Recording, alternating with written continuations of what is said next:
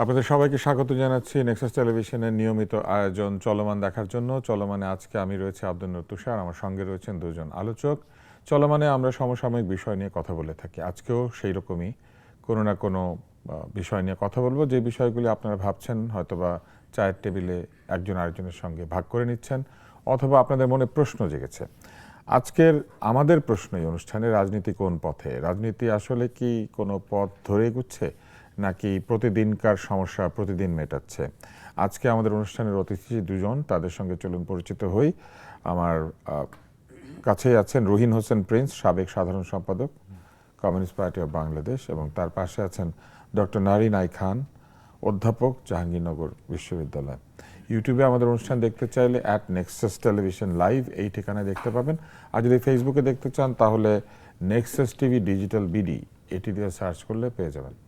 আশা করছি যাদের কাছে টেলিভিশন নেই তাদেরকে জানিয়ে দেবেন, তারা যদি চান তাহলে ডিজিটাল ডিভাইসে এই অনুষ্ঠান দেখতে পারেন।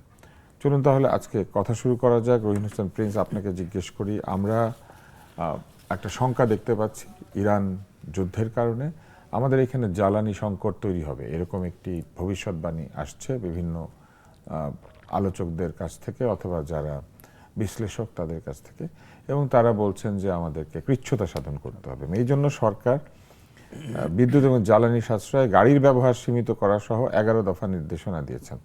কিন্তু সেইখানে এয়ার কন্ডিশনার ব্যবহারের ক্ষেত্রে তাপমাত্রা কমিয়ে রাখা, অতিরিক্ত লাইট, ফ্যান, এয়ার কন্ডিশনার, অন্যান্য বৈদ্যুতিক যন্ত্রপাতি বন্ধ রাখা, তারপরে মানে প্রয়োজনের অতিরিক্ত বিদ্যমান ব্যবহৃত আলো অর্ধেক ব্যবহার করা, তারপরে জানালা দরজা ব্লাইন্ড খোলা রাখা, সোজা হিসেবে লোডশেডিং এর সময় যে বাংলাদেশ ছিল সেই সময়ের যে নির্দেশনা, সেইখানে ফিরে যাওয়ার কথা বলা হচ্ছে। তাহলে বাংলাদেশ কি লোডশেডিং এ ফিরছে? আপনাকে ধন্যবাদ। আমি এখানে কোনো আলোচক, তাকে ধন্যবাদ জানাই, যারা শুনছেন শুভেচ্ছা জানাই।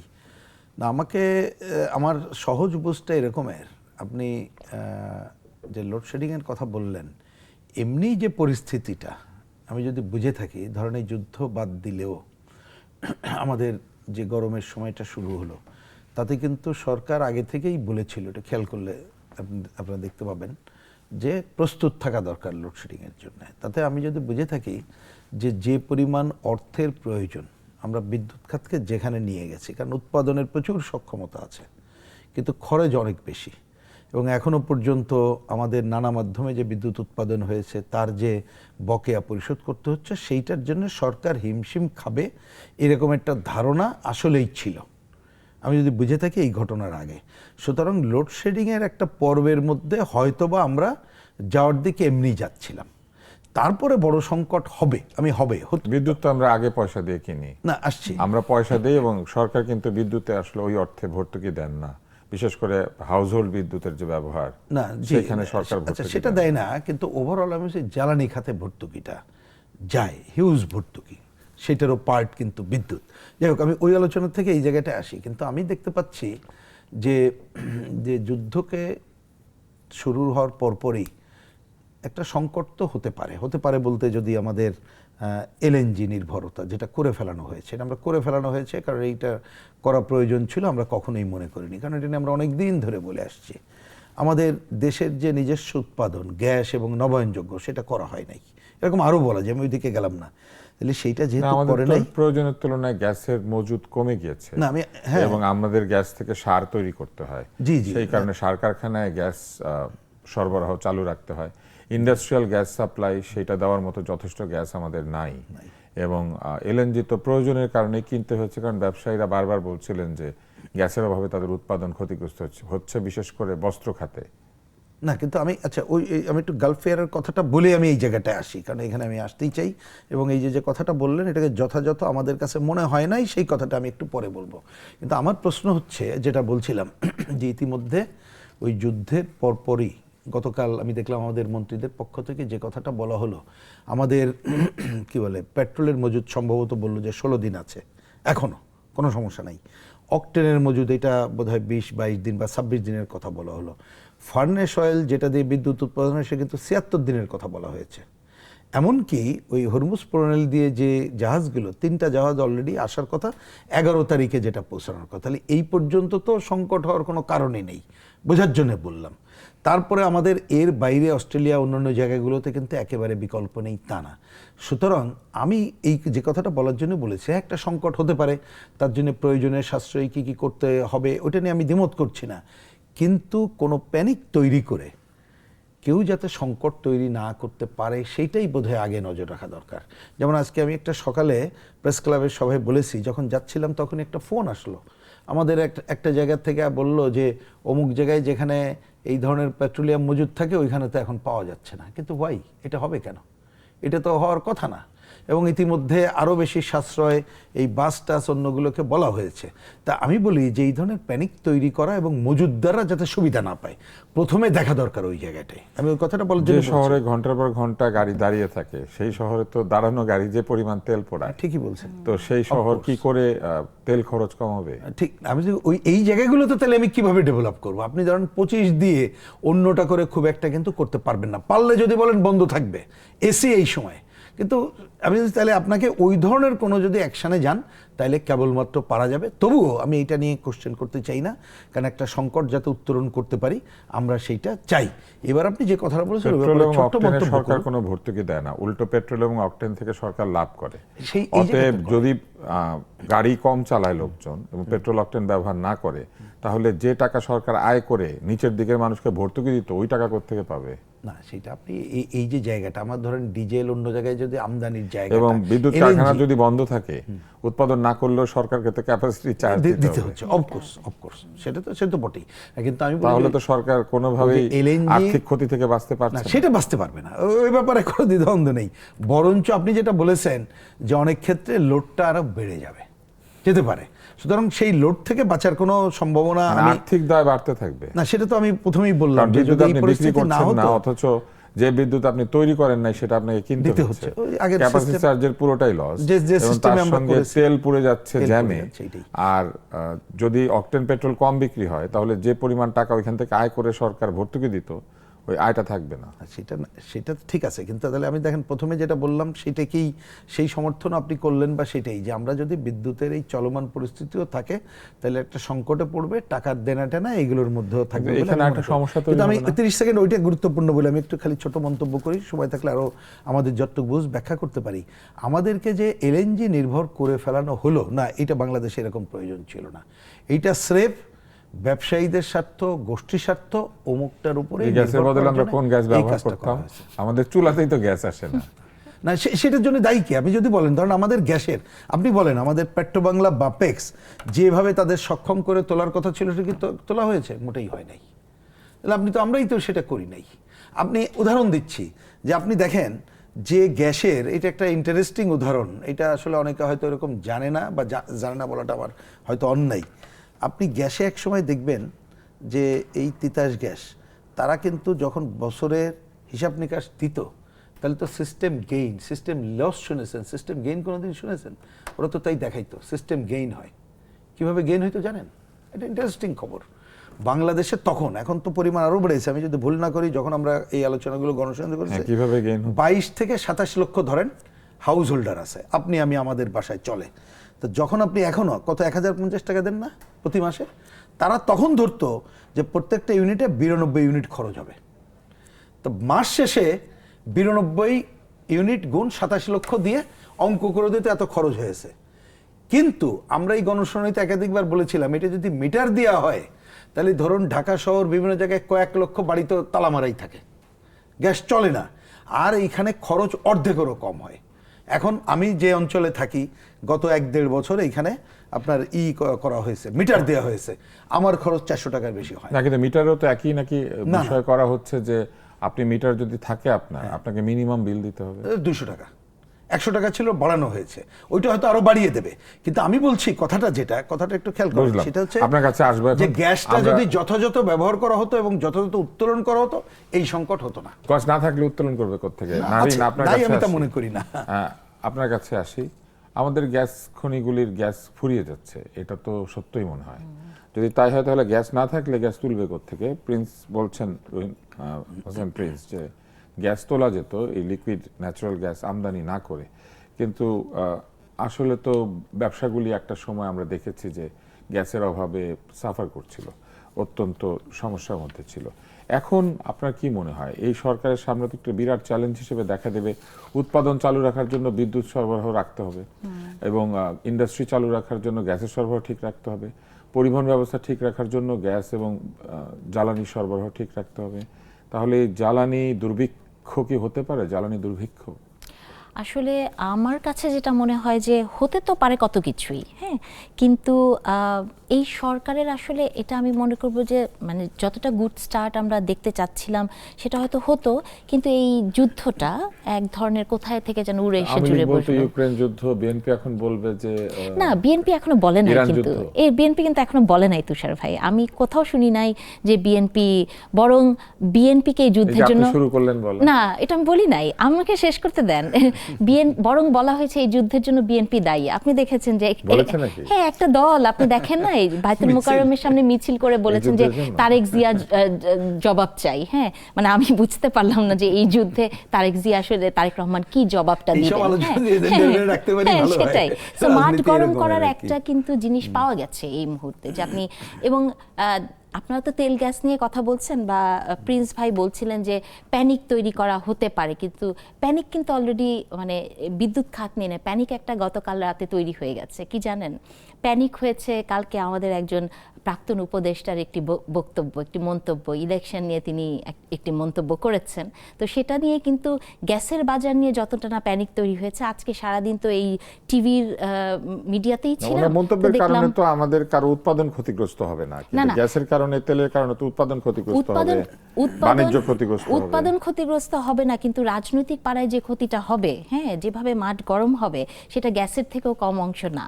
তবে এই প্রসঙ্গে যদি আসি যে প্রিন্স ভাই, মানে যদি কিডিং অ্যাসাইড, যে প্রিন্স ভাই যেটা বলছিলেন যে পরিমাণ মজুদ এই মুহূর্ত পর্যন্ত আছে, আমার মনে হয় না যে এটা অত বেশি দীর্ঘায়িত হবে। এটা আমার ধারণা এই যুদ্ধটা, কারণ পুরো পৃথিবীটাই আসলে তেল গ্যাস এবং সব কিছুর উপর নির্ভরশীল, শুধু তো আমরা না। তো সেই জায়গা থেকে নিশ্চয়ই কোনো রিকনসাইল করার চেষ্টা চলবে। তবে আমি মনে করি যে এটা আসলেই বাংলাদেশের অর্থনীতির জন্য তো আসলে একটা বড় চাপ ফেলবে, এটা নিয়ে তো কোনো আপনার দ্বিমত থাকার কথা না। তবে এই চাপটা কতখানি এই নতুন সরকার হ্যান্ডেল করতে পারে। তবে একটা জিনিস মনে হয়, এটা বললে আবার কি বলেন, কিন্তু যেহেতু 17 বছরের নানাবিধ প্রেশারের মধ্যে দিয়ে যে সরকারটি ক্ষমতা এসছে, তারা গেছে, তারা অ্যাকচুয়ালি তাদের একটা হোমওয়ার্ক করা আছে যে কি করে এইসব মানে চাপ সহ্য করতে হয়, মনে হয় এটা হবে। তবে আমি মনে করি যে এই মুহূর্তে আমাদেরকে একটা জিনিস মনে রাখতে হবে যে সরকারের বয়স মাত্র 15 দিন। 15 দিনে যখন একটা শিশু জন্মায়, হ্যাঁ, তখন কিন্তু আপনি সেই বাচ্চাটা মানে চেহারাটা কি বাবার মতো হলো না মার মতো হলো, সেই ডিসকাশনে আমরা যেতে পারি না।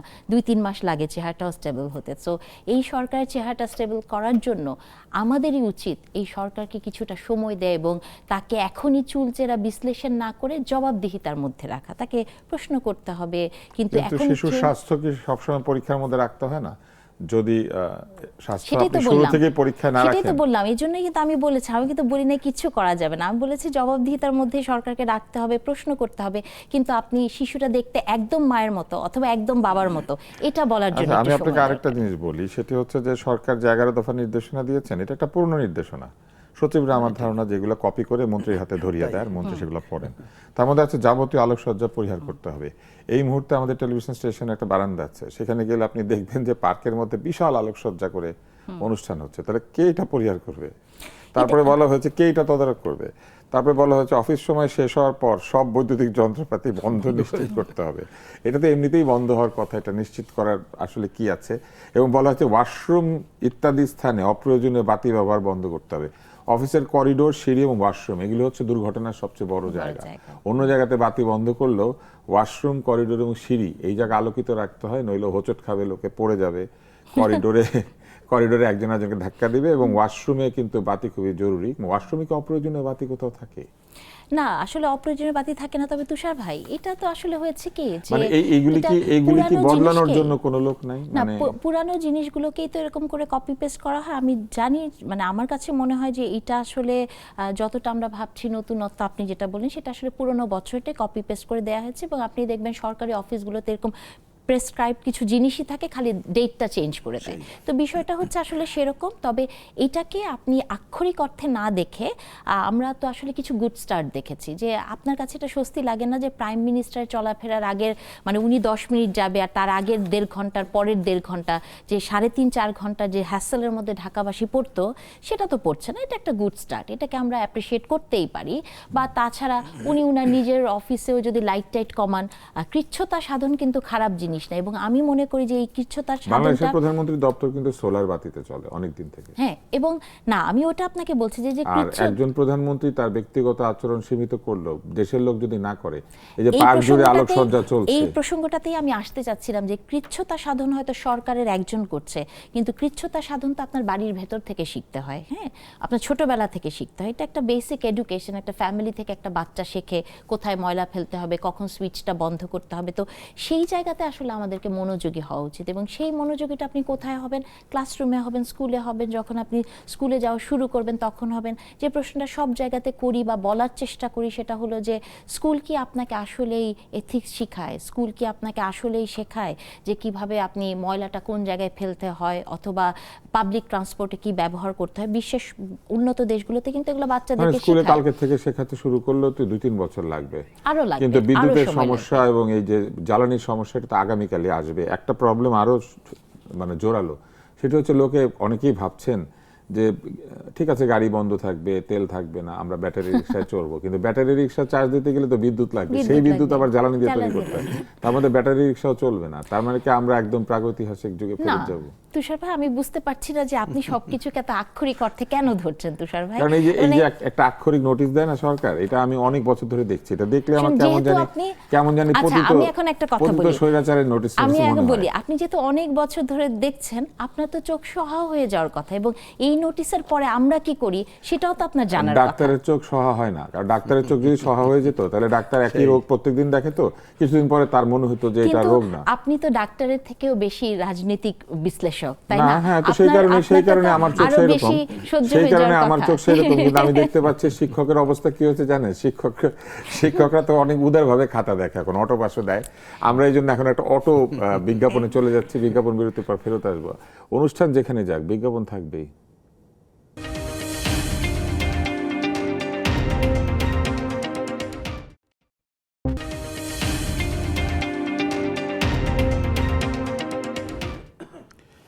বিরতি শেষ এবং আমরা ফিরে এলাম চলমান নিয়ে আবারও আপনাদের সামনে, এবং আমরা কথা বলছিলাম রাজনীতি আসলে কোন পথে। রাজনীতি কোন পথে এটা বিবেচনা করতে গেলে এটাও চিন্তা করতে হবে যে সরকার আসলে কতটুকু সফলতা এবং বিফলতার দিকে যাবেন, সামনের দিকে কি ধরনের চ্যালেঞ্জ মোকাবেলা করবেন, এবং সেই কারণে আশু যে চ্যালেঞ্জ সেটা নিয়ে কথা বলছিলাম, সেটা হচ্ছে বিদ্যুৎ, জ্বালানি, গ্যাস, যুদ্ধ, শিক্ষকরা অটো পাস সবকিছুর জন্য ইউক্রেন দায়ী, হ্যাঁ, সবকিছুর জন্য এখন ইরান দায়ী।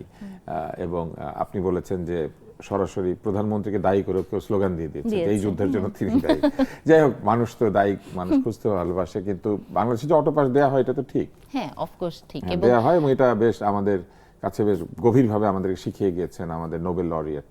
হ্যাঁ, ওনার নামের আগে সবসময় নোবেল লরিয়েট বলতে হয়, এটা কি নিয়ম আসলে আমি জানি না, আমি তো কোনো উনি নোবেল কি পাবো না। একাকি এই নোবেল পেয়েছিলেন সেটাই কেন না, ওনার নামের আগে বলতেই হয় না, কিন্তু সঠিকভাবে কেন আসে না? আমি তো বলি যে কিন্তু গ্রামীণ ব্যাংকের আগে কেউ তো বলে না নোবেল লরিয়েট না, গ্রামীণ কিন্তু ব্যাংক। এটা তো এই দেশের রাজনীতির প্র্যাকটিস না। অনেক রাজনৈতিক দলে দেখবেন যে যারা লেকচারার নিজেদেরকে প্রফেসর বলেন বা ভুয়া ডক্টরও আছে, তো এটা আসলে প্র্যাকটিস তুষার ভাই। আচ্ছা, এখন আমরা যে বিষয়টাতে যাব সেটি হচ্ছে যে আমরা দেখেছি একজন সাবেক উপদেষ্টা যিনি পরিবেশ বিষয়ে অত্যন্ত অভিজ্ঞ, তিনি একটা সাক্ষাৎকার দিয়েছেন, এবং সেই সাক্ষাৎকারে তিনি কিছু কিছু বক্তব্য দিয়েছেন। মানে বক্তব্যের একটি জায়গায় বলেছেন যে তারা কাউকে মেইন স্ট্রিমে আসতে দেন না, এবং সেটা একটা ব্যাখ্যাও তিনি দিয়েছেন যে এরা হচ্ছে যারা মাজার পুড়িয়েছে, যারা বাউলদেরকে আক্রমণ করেছে, যারা সংস্কৃতি বিরোধী, তাদেরকে তারা মেইন স্ট্রিমে আসতে দেন নাই।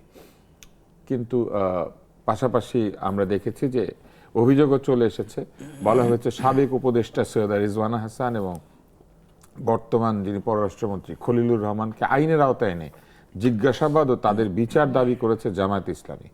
তারা আবার এটাও বলেছেন যে এই দুই উপদেষ্টা ইলেকশন ইঞ্জিনিয়ারিং করেছেন, এবং এই বিষয়টি করেছেন যিনি দাবি, তিনি কিন্তু আবার চিকিৎসক, জামাতের নায়েবে আমির সৈয়দ আব্দুল্লাহ মোহাম্মদ তাহের, তিনি এটা বলেছেন যে এটা করতে হবে, কারণ তারা আসলে ইঞ্জিনিয়ারিং করেছেন, এই যে মেইন স্ট্রিমে অনেককে আসতে দেন নাই।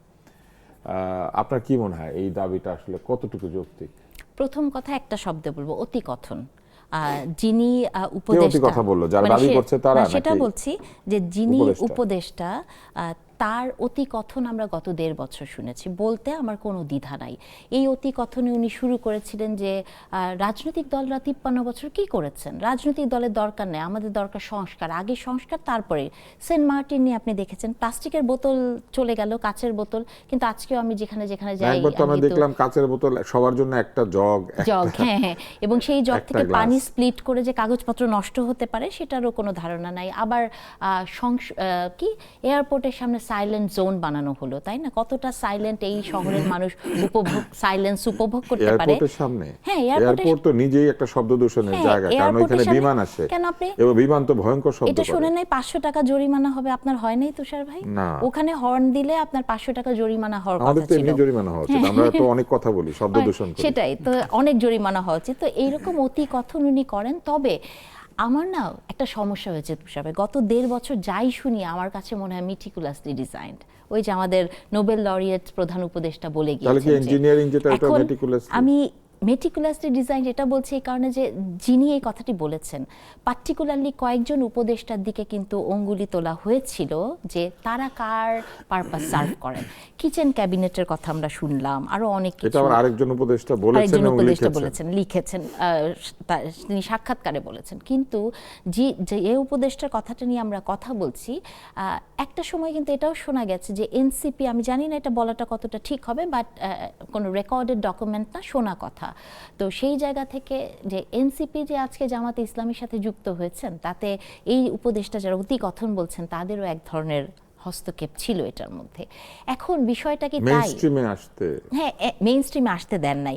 আচ্ছা, আরেকটা কথা, ধরেন এগুলোও যদি বাদ দিই, উনি কে আসলে কাউকে মেইন স্ট্রিমে আসতে দেয়া বা না উনি দেয়া? না তো, ওনারা। উনারা কারা আসলে? উনারা কারা যে যারা মেইন স্ট্রিমে আসতে দেয়া? আমি তো মনে করি যে মেইন স্ট্রিমে আসতে দেয় নাই বাংলাদেশের মানুষ এবং বাংলাদেশের নারীরা।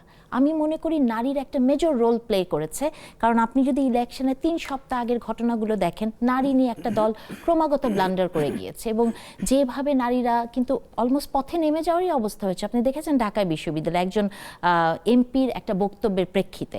তো সেই জায়গা থেকে উনি বা উনারা কে আসলে কাউকে মেইন স্ট্রিমে আসতে দেয়া না দেয়? আমি মনে করি যে বাংলাদেশি ইলেকশনটি সুষ্ঠু হয়েছে এবং এই যে মিটিকুলাসলি ডিজাইন বললাম না, সেই জায়গা থেকে আমার কেন জানি মনে হয় যে যখন আপনাকে কেউ দোষারোপ করবে যে আপনার একটা পার্টিকুলার দলের প্রতি সফট কর্নার আছে, তখন হয়তো প্রকাশ্যে এসে আপনি সেই দলেরই বিরুদ্ধে এমন কিছু বলে নিজেকে একটা সুবিধাজনক জায়গায় রাখার চেষ্টা হতে পারে। এগুলো আমার সবই নিজের ধারণা। এবং তার সাথে সাথে এমনও কি হতে পারে যে যেখানে সবাই বলছে যে ইলেকশনটা খুবই ভালো হয়েছে, ইলেকশনটা মানে এক ধরনের লেজিটিমেট হয়েছে, কিন্তু মানুষ লেজিটিমেসি পেয়েছে, সেই জায়গা থেকে ইলেকশনকে আবার বিতর্কিত করা অথবা রাজনীতির মাঠকে গরম করার চেষ্টা উপদেষ্টারাই করেন করেছেন, মানে হতে দিয়েছেন, হ্যাঁ, সেটাকে তারাই বিতর্কিত করবেন। তুষার ভাই, আপনিও খুব ভালো করে জানেন যে কয়জন উপদেষ্টা ইলেকশন করতে চেয়েছেন, কয়জন করতে চান নাই। আপনি বলেন যদি করতেই চাইতেন তাহলে ইলেকশনের আগের রাত পর্যন্ত আমরা কেন শুনেছি কালকে কি ইলেকশন হবে? মানে জনমনে কিন্তু ইলেকশনের আগের রাত পর্যন্ত এটা ছিল যে কালকে কি ইলেকশন হবে, অথবা ইলেকশনের দিনও কিন্তু টেলিভিশনে তাকিয়েছিলাম যে এই বুঝি মারামারি লাগলো। তাহলে এই যে একটা সরকার, 1.5 বছরের সরকার যারা আমাদের ইলেকশনের পথে হাঁটালো, তারা কেন জনমনে এই স্বস্তিটা দিতে পারে নাই যে ইলেকশন খুব ভালো হবে? দেয় তো নাই। তার মানে পুরা জিনিসটার মধ্যে আমার মনে হয় যে ওই যে সবকিছু মনে হচ্ছে কেউ কারো পারপাস সার্ভ করছে। প্রিন্স, আপনার কাছে আসি। উপদেষ্টা বলেছেন যে তারা অনেককে মেইন স্ট্রিমে আসতে দেন নাই, যেমন পরে আবার ব্যাখ্যা দিয়েছেন যে যেমন যারা মাজার পুড়িয়েছে। কিন্তু আমরা তো দেখেছি মাজার পোড়ানোর দায়ে সেইভাবে কারো গ্রেপ্তার হওয়া, শাস্তি হওয়া সেগুলো হয় নাই, কিংবা এতগুলি জায়গাতেই ধ্বংসযজ্ঞ চালানো হয়েছে, সেইভাবে কোনো ব্যবস্থা সরকার নেন নাই। আর যারা ভ্যান্ডালিজম করে তাদেরকে এমনিতেও মেইন স্ট্রিমে আসার কোনো সুযোগ আছে? মানে তারা কি ভ্যান্ডালিজম করে মেইন স্ট্রিমে চলে আসতো, তাদেরকে আটকানো হয়েছিল? না, আমি এ ব্যাপারে ছোট একটু মন্তব্য আগে করে তারপরে ছোট ব্যাখ্যা। ভ্যান্ডালিজম শব্দের অর্থ হয়তো অনেকে বুঝবে না, মানে যারা ইচ্ছাকৃতভাবে মানুষের সম্পত্তি ধ্বংস করে এবং গুরুত্বপূর্ণ সম্পদ ধ্বংস করে। সহজে বুঝলে এটাই না। প্রথমে বলি যে আপনি অন্য যাদের কথা বললেন, যারা আজকে এই সাবেক উপদেষ্টার কথা নিয়ে কতগুলো প্রশ্ন তুলেছে, আমি বরঞ্চ তাদের কাছে অন্য প্রশ্ন দিয়েই করতে চাই। ওনাদের প্রশ্ন নিশ্চয়ই আনসার পাইতে হবে, সেটা নিয়ে আমার কোনো দ্বিধাদ্বন্দ্ব নেই। এই যে আমেরিকার সাথে যে চুক্তিটা হলো, যেটাকে আমরা জাতীয় স্বার্থ বিরোধী বলেছি এবং খলিল সাহেবকে বলেছি তিনি দেশের স্বার্থের বিরুদ্ধের লোক, আমেরিকান স্বার্থের রক্ষক, যেটা একসময় বিএনপিও বলেছে। কিন্তু এইবার তিনি বললেন এই চুক্তির আগে বিএনপি এবং জামাতকে সাথে পরামর্শ করেছে, বরঞ্চ স্বাধীনতা পরিধি এই শক্তির আগে এই প্রশ্নের এই পরামর্শটা কখন হয়েছে সেটি আমরা জানতে চাই। ইলেকশনের আমার 3 কথা দিন আগে পরিষ্কার, উনি বলেছেন। বলছে এই নির্বাচনের আগেই 3 দিন আগে শুধু না, তো তখন তো দলগুলি নির্বাচনে ব্যস্ত ছিল, না, তাহলে ওনার- কিভাবে না, পরামর্শ হলো? না, কিন্তু আমি যদি বুঝে থাকি উনি যে কথাটা বলতে চেয়েছেন তাতে অনেক আগেই পরামর্শ করেছে, নট 3 দিন আগে।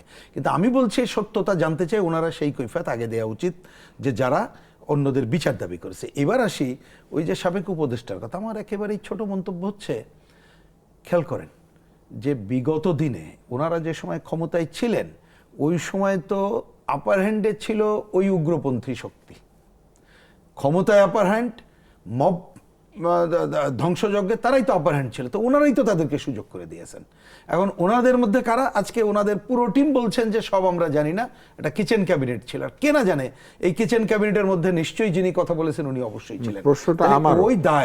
ওই দায় উনি এড়াতে পারেন না। সুতরাং ওনার এই কথাটা, বরঞ্চ আমি বলি যে আপনারা কি কি সুযোগ এই উগ্রপন্থাদের দিয়েছেন, এবং উগ্রপন্থা দমনে আপনারা যে ভূমিকা না রেখে তাদেরকে আরো সামনে আসার সুযোগ করে দিয়েছেন, এবং নির্বাচনে যতটুকু তাদের অগ্রগতি দেখতে পাচ্ছি সেটা হচ্ছে এই অন্তর্বর্তীকালীন সরকারের সময় যে সুযোগগুলো পেয়েছে তার কারণে, এই দায় ওনারা এড়াতে পারেন না। মানে এই প্রশ্নটা এটা হচ্ছে আমারও। পরিষ্কার এই বক্তব্য। প্রশ্নটা আমারও, যে যারা এই অন্যায় কাজগুলি করেছে, যারা এইভাবে আক্রমণ করেছে, জ্বালাও পোড়া অগ্নিসংযোগ করেছে, মানুষকে প্রহার করেছে, এই লোকগুলিকে প্রহার করতে না দিলে তাহলেই তো মেইনস্ট্রিমে আসতো না। প্রহার করতে দেওয়ার পরে তাদেরকে আমি ওই মেইনস্ট্রিমে কথাই আসতে দেই বললাম। নাই, ওই কথাই বললাম। এটা আমি বুঝি নাই। না, নাহলে আপনি কি ওনাদের এই বুঝতে কারণেই তো পেরেছেন? এটা আসছে, ওনাদের কারণেই এই ঘটনাগুলো হচ্ছে। আমি প্রসঙ্গগুলো না বলে পারছি না। দেখেন, মায়া কান্না একটু দয়া করে যদি না কমায়, এবং যারা মায়া কান্না করছে তাদের বিরুদ্ধে অবস্থান না নিতে পারলে আরো ক্ষতিকর জায়গায় যাবে। আমি কথাটা কেমন লাগবে না, তবু আপনি কি বলতে মনে বাধ্য করেন যে হচ্ছি। মায়া কান্নাও রাজনীতির জন্য ক্ষতিকর, ভবিষ্যৎ রাজনীতি? আমি দেশের মানুষের জন্যই ক্ষতিকর দেখি। ধরুন আমরা কেনা জানে ডেইলি স্টার, প্রথম আলো, উদিচি, সায়নর পুরানোর যে দায়িত্ব তারা পালন করলো, সরকার কোনো ভূমিকাই নিল না। এখন দেখি ওই যে কি আলো প্রদর্শনী যেটা করেছে, ওইখানে তো যে মায়া কান্না দেখছি। এবং আমি তো অনেক সাংবাদিক যারা দায়িত্ব তাদেরকে অভিযোগ করতে চাই, আপনারা সাধারণ মানুষ যাচ্ছেন তাদের কথা না বলে যারা একসময় দায়িত্ব পালন করেনি তাদেরকে আপনারা হিরো বানাচ্ছেন। তা আজকে এটা টোটালিটিতে যদি না দেখি যে অপকর্মগুলো, আমি বিশেষ করে ওই যে মব সন্ত্রাসের কথাটাই মিন করছি, মানে যে ওই গানের মতো, যে ক্ষতি আমি নিয়েছিলাম মেনে, উগ্রপন্থা হ্যাঁ, যে উত্থানে ক্ষতি যারা আমি সহায়তা নিয়েছিলাম করেছে মেনে, তাদেরকে যদি আগামীতে আরো সুযোগ দেওয়া হয় তাহলে কিন্তু ওই যে যারা অতীতে সুযোগ দিয়েছে এই দায় তাদেরও এড়াইতে পারবেন, এবং আগামীতে যারা দেব তারাও কিন্তু এড়াতে পারবেন, এটা মনে রাখতে হবে। হ্যাঁ, যে ক্ষতি আমি নিয়েছিলাম মেনে, সেই গানের মতোই ব্যাপারটা কিনা আমরা জানি না। কেননা যা কিছু জ্বালাও পোড়াও করা হয়েছে ওগুলি ওই সময় থামানোর জন্য তারা যেতে পারেন না। এখন প্রদর্শনী দেখার জন্য অনেকে যেতে পারছেন। সেরকম আমাদের একটা বিষয় মেনে নিতে হবে, বিরতি, যে বিরতি আমাদের মেনে নিতেই হয়।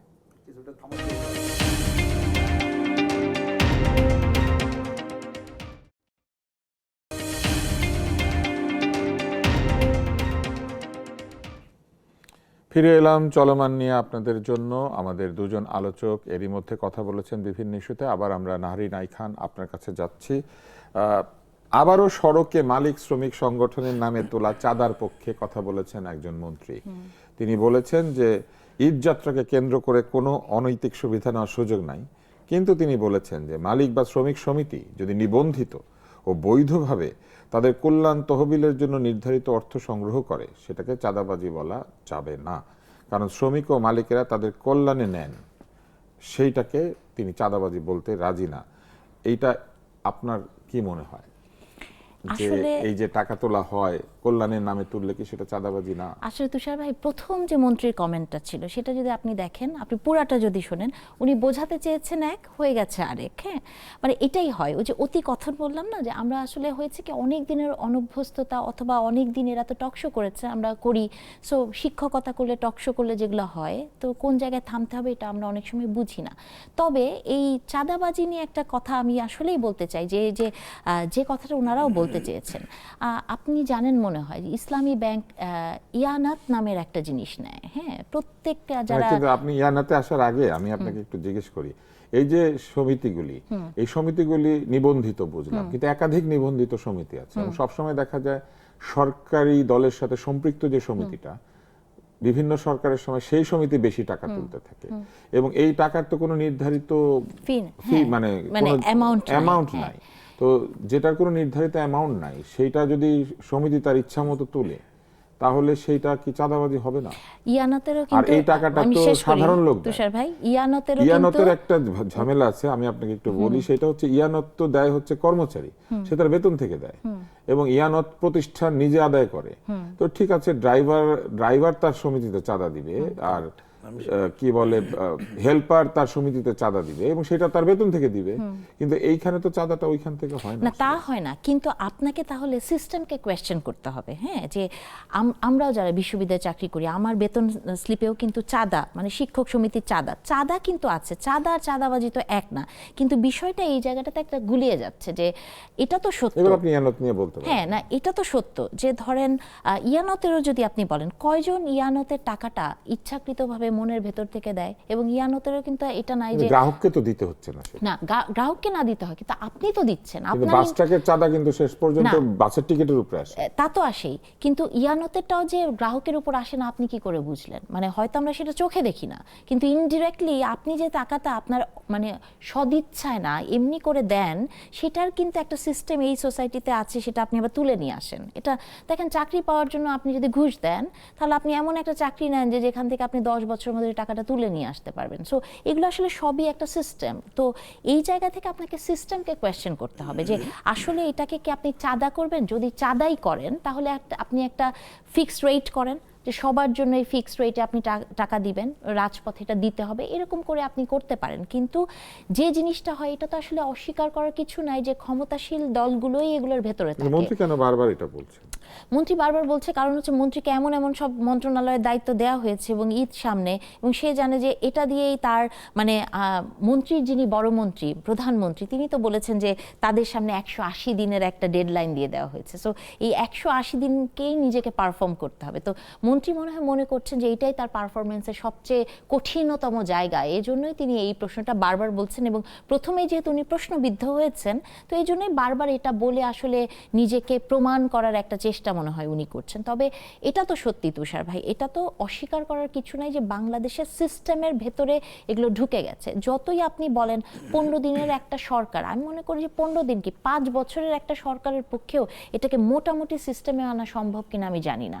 তবে সদিচ্ছাটা জারি থাকতে হবে, কথা বলতে হবে, এবং এটাও তো সত্য এবং এটাও তো সুন্দর যে এই চাঁদাবাজিগুলো নিয়ে এরকম ওপেনলি কথা হচ্ছে, আমরা মন্ত্রীদেরকে কোয়েশ্চেন করছি, তিনি জবাবদিহিতার মধ্যে আসছেন, বারবার চাঁদা বলছেন। তো এই জবাবদিহিতা উনি মনে করেন না। হ্যাঁ, উনি মনে করেন না, কিন্তু আমরা চেষ্টা করছি উনাকে এটা মানে চাঁদাবাজি মনে না করিয়ে উনাকে এটা একটা সিস্টেমকে যাতে উনি কোয়েশ্চেন করতে পারেন, এবং এই চাঁদাটা যদি উনি নেন, চাঁদাবাজি হিসেবে না নিয়ে চাঁদা হিসেবে নিয়ে একটা সিস্টেমের মধ্যে নিয়ে আসুক। আমরা সেটাই চাই যে যেভাবে আপনি টাকাটা যে কোনো জায়গা থেকে, আপনি দেখবেন রাস্তায় একটা গাড়ি পার্ক করলেন, আপনি গুলশান টুলশানেও দেখবেন হঠাৎ একটা স্লিপ নিয়ে চলে আসে, কিন্তু আপনি যখন বলবে যে ইজারা দেয় না, আবার অনেক সময় ইজারা ছাড়াও হয়, আমি দেখেছি তার নিজেরাই একটা স্লিপ বানায়। আপনি যখন প্রশ্ন করবেন যে টাকাটা কে নিচ্ছে, সে কিছু বলতে পারে না। তাহলে পুরা দেশের সিস্টেমই তো এরকম। এখন এটাও তো সত্যি যে আমরা যদি ভাবি যে বাংলাদেশ একটা মানে স্বপ্নপুরী হয়ে যাবে, সেটা কি সম্ভব? সেটা তো সম্ভব না। এবং সেটা মানে স্বপ্নপুরী হওয়ার সাথে কি চাঁদা বন্ধ হওয়া না হওয়ার কোনো সম্পর্ক আছে? অবশ্যই। শুনেন, চাঁদা তো আসলে নেওয়া যায় না, এটার সাথে স্বপ্নপুরীর কোনো সম্পর্ক নেই। চাঁদা নেওয়া যায় তুষার ভাই, চাঁদা নেওয়া যায়, কিন্তু চাঁদাবাজি করা যায় না। মানে চাঁদাটা হয়তো চাঁদা নেওয়া যায়, কিভাবে নেওয়া যায় সেটা হচ্ছে যে আপনি কোন সংগঠনের সদস্য হলে আপনি সেখানে চাঁদা দিবেন। সেটাই বলছি যে এই সরকারকেও তাহলে এটা বুঝতে হবে যে মন্ত্রী যেহেতু এতবার কথা বলছেন রাজপথের এই চাঁদা বা সো কল চাঁদাবাজি যেটা আমরা বলছি, তাহলে উনি সিস্টেমকে কোয়েশ্চেন করে সিস্টেমকে একটা সিস্টেমের মধ্যে আনুক, যে দেখা যাক উনি কি করেন। আপনার এই কথা মন্ত্রী যদি শোনেন, নিশ্চয়ই উনি এটাকে আরো ভালো করে ব্যাখ্যা করবেন। আমরা আরেকটি বিষয় দেখতে পেয়েছি, সেটি হচ্ছে যে বাংলাদেশ ব্যাংকের সামনে গ্রাহকরা আন্দোলন করেছে। অন্যদিকে বাংলাদেশ ব্যাংকের যিনি গভর্নর নবনিযুক্ত, তার নিয়োগের ব্যাপারে ট্রান্সপারেন্সি ইন্টারন্যাশনাল প্রশ্ন করেছে তারা বলেছে যে এই নিয়োগটি আসলে পুনর্বিবেচনা করা দরকার, মানে এটাকে প্রায় বাতিলই করতে বলেছে তারা। তারা বলেছে এখানে কনফ্লিক্ট অফ ইন্টারেস্ট আছে। এই বিষয়ে আপনার কোনো মন্তব্য আছে? আমি এই মন্তব্যের আগে আগের দিকে আমি একটা ছোট খালি মন্তব্য করি, যেহেতু চাঁদায় আলোচনা আসছে, আমার বিবেচনায় যে যিনি এটা বলেছেন ওনার কথা গ্রহণযোগ্য না। এক, 2 নম্বর বলা হচ্ছে উনি কোন প্রেক্ষিতে যেটা বলেছেন, বাস এবং রাস্তায় যেভাবে চাঁদাবাজি হয় সেই দিনেই কিন্তু কথাটা বলেছে। সুতরাং অনেকে যখন বলতে চাইছে যে কথা তো আক্ষরিক অর্থে ভুল বলেন নাই, কিন্তু যে প্রেক্ষিতে বলেছেন তাতে ভুল বোঝাবুঝির সুযোগ আছে এবং চাঁদাবাজিকে অব্যাহত রাখার সুযোগ আছে, এবং কথা কংক্রিট যেটা আপনি বলেছেন তাই। আপনি একটু কল্পনায় যাই, আমরা কল্পনা না বাস্তব তথ্য দেখেন। এই যে বাস শ্রমিক, টেম্পু শ্রমিক, তারা কি কেউ কোনো এই যে চাঁদার যে তারা বলছে যে নেওয়ার পরে তাদের আর্থিক কোনো সুবিধা পায়? 40 বছর 50 বছর না, আমি কখনো শুনি না যে দুর্ঘটনায় কেউ আহত হলে কিংবা অন্য কোনো কারণে তারা যদি ক্ষতিগ্রস্ত হয় তাদের সমিতি এসে তাদেরকে অনেক ক্ষতিপূরণ দেয়। উনি যে সিস্টেমের কথা বলেছেন বা আপনি যেটা বলেছেন সেই জায়গায় যাওয়া দরকার। জাস্ট এটা চলে যাবে যাতে করে অন্য তহবিলে রাস্তায় কাউকে এটা দেওয়ার সুযোগ থাকা যাবে না, কারণ একবার সুযোগ পেলে কি কি হয় ওটা অনেক জানা, আমি আর গেলাম না। আমারও ব্যাপারে ছোট বক্তব্য হচ্ছে যে আসলে এই যে গভর্নরের নিয়োগ নিয়ে তো নানা কোশ্চেন আছে। আমরা এটা যেহেতু আমি ইকোনমিস্টও না, এটা না, কিন্তু অতীতে আমরা এই ধরনের নিদর্শন দেখি নাই বলে আমাদের কাছে একটা বড় কোশ্চেন আসছে, 1 নম্বর। 2 নম্বর কোশ্চেন আসছে তিনি নিজেই তো ব্যবসায়ী, এই ধরনের ব্যাকগ্রাউন্ডটা সামনে আসে নাই। 3 নম্বর আসছে যে তিনি ঋণ খেলাপি, রিশিডিউল করে খেলাপি নাই, কিন্তু আসার পরও দেখবেন মানে এই সরকার আসার পরও আরও বেশি কম টাকা দিয়ে রিশিডিউল করে কিভাবে করা যায় এই কাজগুলো করতে পারলেন।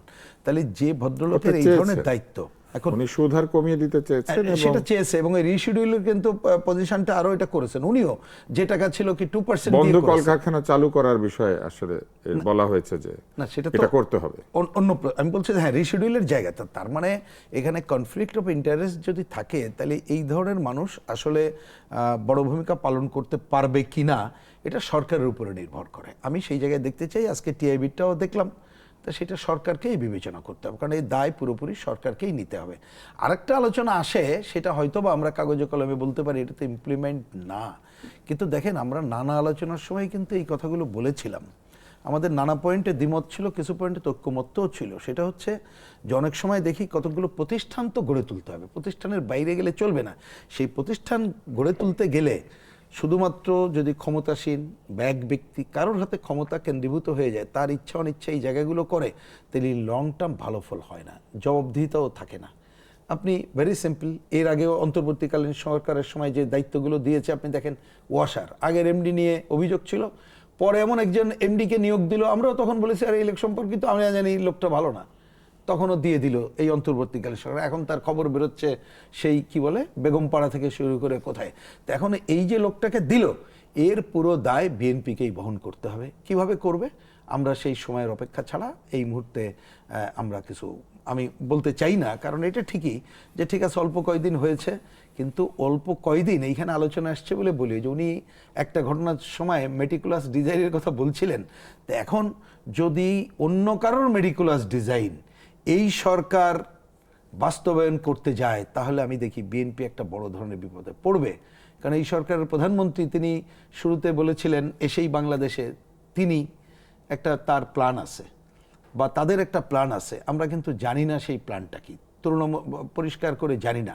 কিন্তু আমি এই মন্তব্যটুকু করে এই পার্টে থাকতে চাই, সেটা হচ্ছে যে আমরা পার্লামেন্ট ডেমোক্রেসিতে একটা দল, তাকে কিন্তু একটা যৌথ নেতৃত্বের ধারা দেখতে চাই। আবার যদি এক ব্যক্তি তিনি কি ভাবছেন তিনি সব, উনি সব জানেন, তাহলে এর পরিণতি যে ভালো হয় না এটা মনে রাখতে হবে। আর এখন সংকট উত্তরণের জায়গায়, কারণ আমরা একটা সংকটের মধ্য দিয়ে যাচ্ছি, সেই উত্তরণে যদি সবাইকে ইনভলভ না করে অন্য কারোর মেটিকুলাস ডিজাইন ফলো করে আমরা যদি মনে করি নিজেকে রক্ষা করব, এটা কিন্তু রক্ষা করতে পারবো না, ভবিষ্যতে আরও সংকটে পড়ব। যেটা বিশেষ করে আবার ওই পররাষ্ট্রমন্ত্রীর কথা আসছে, ওইটাকে যখন এনারা রেখে দিলেন এই সরকার যারা, কারণ বিএনপি তাকে তো বিদায় করার কথাটা বলেছিল বারবার, তখন আমাদের অবচেতন মনে এইরকম আসে যে তাহলে এটা ইউনূস সাহেব বা আমেরিকা বা আরও কোনো ডিজাইন হয়তো বা আছে, সেই ফাঁদে পা দিয়ে বিএনপি কোড আনকোড জনস্বার্থের দিকে এগোতে চাচ্ছে, তাহলে তো তাকে কিন্তু মুখ থুবড়ে পড়তে হবে। এইটা যেন মনে রেখে সে তার কার্যক্রমগুলোয় হাত দেয়, জনস্বার্থটাকেই প্রধান দেখে এবং অনেকগুলো কাজ করার আগেই নিশ্চয়ই এই ব্যাপারে বাংলাদেশের মানুষ বা তার দলের মধ্যে যারা আছে তাদের পরামর্শগুলো নিয়ে যেন আগায়, না হলে দেশটা আরো বড় সংকটে পড়বে। আমরা মনে করে থাকি যে একটা নির্বাচনের মধ্য দিয়ে সংকট উত্তরণ করলাম, আমি কিন্তু সেটা ব্যক্তিগতভাবে তা মনে করছি না। আমরা সংকট উত্তরণের পথে কিন্তু এখন ধন্যবাদ। নাই। আমরা এই পর্যায়ে এসে আরেকটি বিরতি নেব। এই বিরতিটি জনস্বার্থে একটি বিজ্ঞাপন বিরতি। ফেরত আসবে চলমান নিয়ে, দেখতে থাকুন।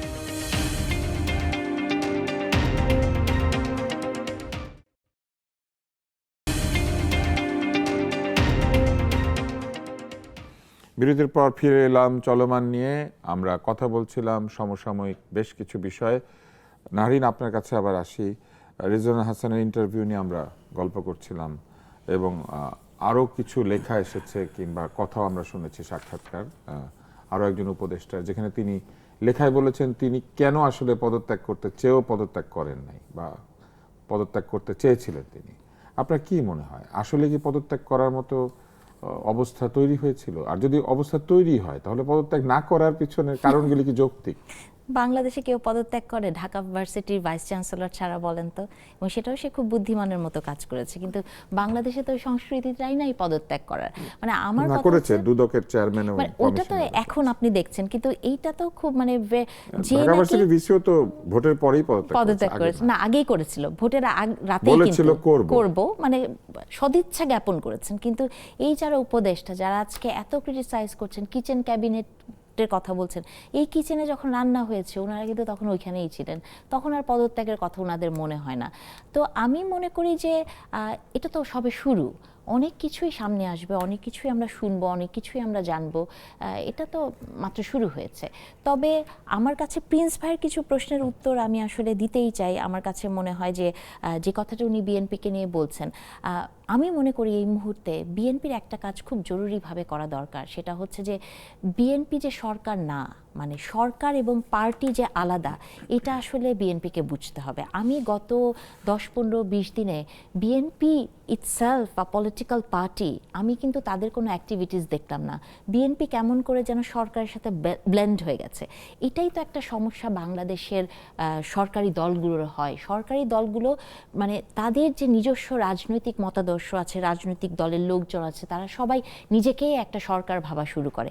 এটা কিন্তু একটা দল তো ক্রাইসিস। সরকারের সব কাজে সমর্থন দেয়, দল তো কখনো হ্যাঁ, এটাই সরকারকে আমি সমালোচনা বলছি করে না। যে এটাই কিন্তু হওয়া উচিত। আমি না একটা স্বপ্ন দেখতে চাই তুষার ভাই, যে আপনি দেখেছেন জনাব তারেক রহমানকে নিয়ে অনেক মানে বিদ্রুপাত্মক কার্টুন আঁকা হয়েছে, যেটা উনি নিজে শেয়ার দিয়েছেন এবং উনি কিন্তু এটাকে এনকারেজ করেছেন, ডিসকারেজ করেন নাই বা কিছু হয়নি। এবং বিএনপির সময়, বেগম খালেদা জিয়ার সময়ও কিন্তু এমন কোনো ঘটনা ঘটে নাই যে খুব ক্রিটিসাইজ করার জন্য আপনাকে অনেক কিছু সাফার করতে হয়েছে, যেটা গত 17 বছর একটা কালচার হয়ে গেছে। আমি মনে করি যে উনাকে এটা বজায় রাখতে হবে, মানে পজিটিভ ক্রিটিসিজম আপনাকে নিতে হবে। ক্রিটিসিজম যেটাই হোক না কেন, মানুষকে কথা বলতে দিতে হবে এবং সেটা গ্রহণ করার মানসিকতা যদি এই সরকারের থাকে, আমি বিশ্বাস করি এই সরকার অনেক দূর যেতে পারবে। যেমন প্রিন্স ভাই যে কথাগুলো বলছেন, এগুলো তো আসলেই একটা প্রশ্ন যে বিএনপি একটা সময় এই পররাষ্ট্র উপদেষ্টাকে নিয়ে অনেক কথা বলেছেন, কিন্তু সেই পররাষ্ট্র উপদেষ্টাকেই বিএনপি কন্টিনিউ করছে। তবে আমি এখানে একটা জিনিস মনে করি, আমার কাছে মনে হয় যে এই গত 1.5 বছরের সিচুয়েশন এবং এই সরকারটা, এটা তো একটা নর্মাল সরকার না, বা এই গত 1.5 বছর সিচুয়েশনটা নর্মাল সিচুয়েশন ছিল না। এটা এমন না যে 5 বছর ইলেকশনের পর আরেকটা সরকার এসছে, হ্যান্ড ওভার হয়েছে ক্ষমতা। তো এই মানে 1.5 বছরে নিশ্চয়ই এমন কোনো কিছু আছে ভেতরে, বা অনেক চুক্তি, যেমন কালকে আপনি দেখলেন যে আমেরিকা থেকে পররাষ্ট্র সেক্রেটারি উনি এসছেন, সেখানে একটা তাদের মিটিং হয়েছে, যে মিটিং থেকে বের হয়ে পররাষ্ট্র মন্ত্রী বলেছেন যে দুই দলই আসলে জানতো এই চুক্তিগুলোর কথা। তো আমার কাছে মনে হয় যেহেতু দুই দলই শুধু জানবে কেন, অন্য দলগুলি বা জানবে না কেন? তারা কি বাংলাদেশের দল না? বাংলাদেশের রাজনীতিতে তো এটাই হয় যে মানে আগে ছিল আওয়ামী লীগ বিএনপি, এখন কোনো না কোনোভাবে এটা বিএনপিরই এক ধরনের দুর্ভাগ্য যে জামাত এসে পড়েছে, যেটা 3rd-4th লেয়ারের একটা রাজনৈতিক দল ছিল। তো এটা বললে এখন তো আমি গালি খাবো, কিন্তু এগুলো তো হয় বাংলাদেশে, এটাকে আপনি অস্বীকার করতে পারবেন না। কারণ বাংলাদেশে এমনও রাজনৈতিক দল আছে যে মাত্র 2 জন সদস্য। তো আগে থেকেই তারা জানতো যে এই দুইটা দলকে বলতে হবে, বাকিদেরকে বলতে হবে না। এনসিপি না ছিল? কারণ হচ্ছে যে এনসিপি তো ছিল, মানে কি এনসিপি তো জামাত জোটে ছিল না, তুষার ভাই। কিন্তু যখন না, প্রধান এখন আপনি উপদেষ্টা যদি- বেড়াতে গেলেন ওই যে না, জাতিসংঘে, ওটা তো তখন আগের তো কথা। আলাদাভাবে নিয়ে না, গেছিলেন। কিন্তু ওটা তো আগের তাহলে কথা। চুক্তিটাও তো আগেরই কথা। না, কিন্তু ওটা তো আগের কথা বলছেন। এই চুক্তিতে কালকে পররাষ্ট্রমন্ত্রী বলেছেন যে এটা কিন্তু এমন না হুট করে হয়েছে, উনি একটা টাইম ফ্রেম যে দেখিয়েছেন। সময় এই চুক্তিটা আলোচনা হচ্ছিল তখন তো এনসিপি মেজর প্লেয়ার। হ্যাঁ, কিন্তু উনি কিন্তু বলেছেন বলেন যে না কেন ইলেকশনের আগে দুই দলই জানতো। তার মানে আমি ধরে নিচ্ছি যে এই চুক্তি হওয়ার 1-2 দিন আগে, তো তখন তো এনসিপি তো ব্লেন্ডেড হয়ে গেছে জামাতের সাথে, তো একই জোট তারা। তো সেই জায়গা থেকে হয়তো জামাতকে মানে জোটকে জানানো মানেই তারা বুঝেছে যে এনসিপিকে জানিয়েছে, এটা হতে পারে, আমি জানি না, হয়তো এই মেকানিজম কাজ করেছে। এখন বাংলাদেশে তো আসলে এই বাস্তবতা মেনেই তো আপনাকে রাজনীতি করতে হবে, যে বাংলাদেশে সবসময় দুইটা দলই থাকে, খুব রেয়ার কেসে 3টা দল থাকে, কিন্তু সবসময় 2টা দলই থাকে। আমরা এনসিপি যখন মানে একটা দল শুরু করলো, আমরা আশা করেছিলাম এনসিপি একটা তৃতীয় শক্তি হিসেবে আসবে, কিন্তু সামহাও এনসিপিও তো হারিয়ে যাওয়ার মতোই অবস্থা হলো এনসিপির। আমি এখনো বিশ্বাস করি তাদের প্রতিষ্ঠা বার্ষিকী গেল, তারা আজকে আমাদের খুব সুন্দর ইফতার খাইয়েছেন। আমি দোয়া করি, আশা করি যে তারা আসলে আবার আগের মতো নতুন বন্দোবস্ত নিয়ে শক্ত সামর্থ্যভাবে ফেরত আসবে। আমরা তো এই আশাটা করতেই পারি তুষার ভাই। যাক, ইফতারের কারণে একটু দোয়া পেলেন, আমাদেরকে ইফতারে ডাকে নাই, আমরা অত দোয়া করছি না। রুহিন হোসেন প্রিন্স, আপনার কাছে আসি। আপনি অনুষ্ঠানে আমরা শেষ প্রান্তে পৌঁছে গেছি প্রায়, আপনি একটু বলবেন যে নায়েবে আমির সৈয়দ আব্দুল্লাহ মোহাম্মদ তাহের আরো বলেছেন জুলাই সনদের অংশ হিসেবে সরকার একজন ডেপুটি স্পিকার দিতে চাইলে সেটার কোনো বৈধতা নেই যতক্ষণ না গণভোটের রায় অনুযায়ী পুরো সংস্কার বাস্তবায়ন না হয়। কিন্তু এই ডেপুটি স্পিকার দেওয়ার ব্যাপারটি কিন্তু জুলাই সনদ ছাড়াও ছিল। 3 জোটের রূপরেখার মধ্যে আমার মনে আছে 90 সালে এই ডেপুটি স্পিকার বিরোধী দল থেকে হবে এরকম কথাবার্তা হয়েছিল।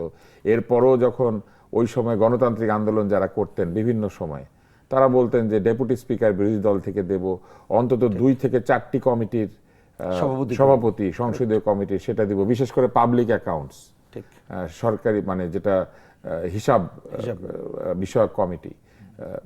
তো এটা তো নতুন কথা না, তো এটার বৈধতা নাই উনি বললেন কেন? না, আমার মনে হয় যে এটা খুবই ওনার গ্রহণযোগ্য না। আপনি যথার্থই বলেছেন, কারণ এগুলো আমরা যদি বুঝে থাকি যে আলোচনাটা কেন আসছে, সেটা হচ্ছে সংসদীয় গণতন্ত্রের ধারাকে অ্যাক্টিভ করার জন্য, যাতে বিরোধী দল তারা একটা অ্যাক্টিভ রোল প্লে করতে পারে।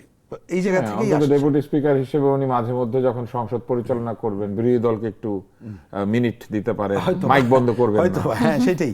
এই কারণেই এটা এসেছে। এটাকে আমি নতুন কোনো আলোচনা দেখি না, পুরনো আলোচনা অনেকে হয়তো করে নাই, এটা করতেই পারে। এবং বিএনপি এটা বরাবর এটা বলে আসছিল। বিএনপি হঠাৎ করে বলছে নট দ্যাট, তো বৈধতা নাই এটা বলবেন কেন? আমার মনে হয় যে ওইটার কোনো সুযোগ নাই। বরঞ্চ আমরা কিন্তু দেখেন, এক্ষেত্রে আমি আমাদের কথা বলি, বিশেষ করে বামপন্থী বা কমিউনিস্ট পার্টির পক্ষ থেকে আমি তো ছিলামই, আমার অন্য টিমও ছিল, এমনকি বিএনপির যারা ছিলেন তাকেও কিন্তু আমরা দেখেছি। আমরা কিন্তু এই আলোচনাটা হয়তো আসে নাই, অন্ততপক্ষে আমরা জরুরিভাবে প্রথম দিন থেকেই বলে আসছিলাম যে আমরা যে আলোচনা করছি এটা আমাদের কতগুলো দলের আলোচনা, এবং এই আলোচনায় যেটা ঐক্যমত্য হব এগুলো কিন্তু পার্লামেন্টে ফাইনাল করতে হবে। এবং আমাদের বাইরেও দেশের জনগণ আছে, আমরা সব একমত হইলে এটা জনগণের একমত, এটা মনে করার কোনো কারণ নেই। এই আলোচনা কিন্তু করেছিলাম, কিন্তু পরে অনেক গ্রুপ ছিল এই অন্তর্বর্তীকালীন সরকারের মধ্যে ছিল, বাইরে অনেকে ছিল, তারা চাপাচাপি করে পারলে ওইখানে যা লিখলো বা তাদের যা মত ওইটাই বাস্তবায়ন করতে হবে। এমনকি ধরেন জুলাই সনদ, এই শব্দটা আসলো কিভাবে? এখানে তো কথা ছিল, প্রথমে কেউ বলে এটা জাতীয় সনদ লিখি, কেউ বলে জুলাই সনদ লিখি, এইভাবে করতে করতে আমরা বলেছিলাম যে এটা কিছু লেখারই দরকার নাই।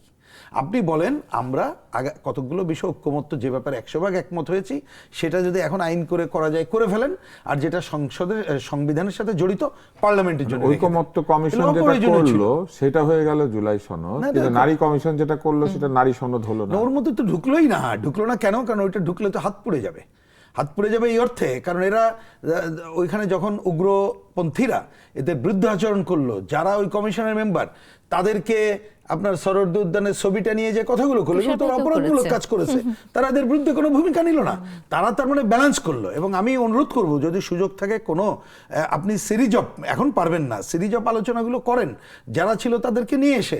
আমি একটা ছোট্ট মন্তব্য করি, হয়তো এর সাথে নারীদেরকেও ওনারা মেইনস্ট্রিমে আসতে দেন নাই, সেইটা তো ওনারা বলে যে ওটা ধামাচাপাই দিয়ে দিয়েছেন।